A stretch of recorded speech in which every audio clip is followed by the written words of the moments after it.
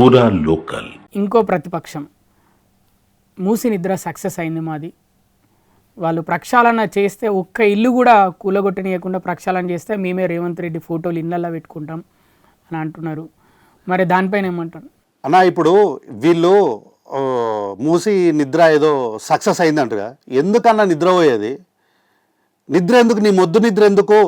సబర్మతి రివర్ని కట్టుకున్నటువంటి మీ నాయకుడు తెలంగాణలో మూసి రివర్ని మేము ఇది చచ్చిపోతుంది, ఈ నది చనిపోతుంది, దీనికి పునర్జీవం పోయాలి, ఐసీయూలో ఉంది, వెంటిలేటర్లో ఉంది, దీనికి ప్రాణం పోద్దామంటే నువ్వు ఆడ పోయి నీ నాయకుడి దగ్గర సార్ రాష్ట్ర ప్రభుత్వం 10 రూపాయలు ఇస్తుంది, ఓ 12 రూపాయలు 20 రూపాయలు అని చెప్పి నువ్వు రాష్ట్రం కోసం కొట్లాడాల్సింది పోయి వచ్చి ఈడ వండుకుంటే ఏమొస్తుంది అన్న? ఈడ పోనీ వచ్చి పండుకున్నావు, నేరుగా వచ్చేవన్న వండుకున్నావాను?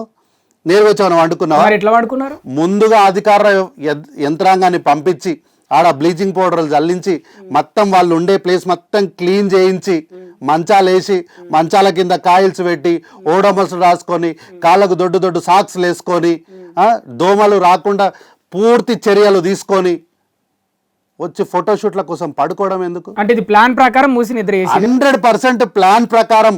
అంటే ఎలాంటి ఇబ్బందులు వీళ్లకు సగటు సామాన్యమైనటువంటి మనుషులు అక్కడ జీవిస్తున్న జీవన శైలికి విరుద్ధంగా నిద్రపోయినారు వీళ్ళు. నేనేమంటున్నా అంటే మీరు నిద్రపోవాల్సింది మూసి ప్రాంతంలో కాదు, మీరు నిద్రపోవాల్సింది మీ నాయకుడు ఈ దేశ ప్రధానమంత్రి అయినటువంటి నరేంద్ర మోదీ గారి గుండెల్లో. ఆయనకు మనశ్శాంతి లేకుండా అయ్యా మాకి ఈ మూసీ రివర్ అనేది మాకు చనిపోతుంది, ఇక్కడ మేము దీనికి జీవం పోయాలనుకుంటున్నాము.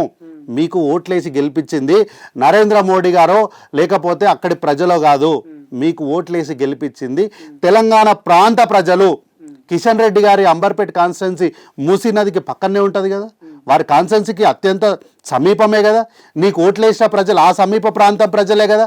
సికింద్రాబాద్ పార్లమెంట్లో ఈటెల రాజేందర్ గారికి ఓట్లేసిన ప్రజలు అక్కడి ప్రజలే కదా.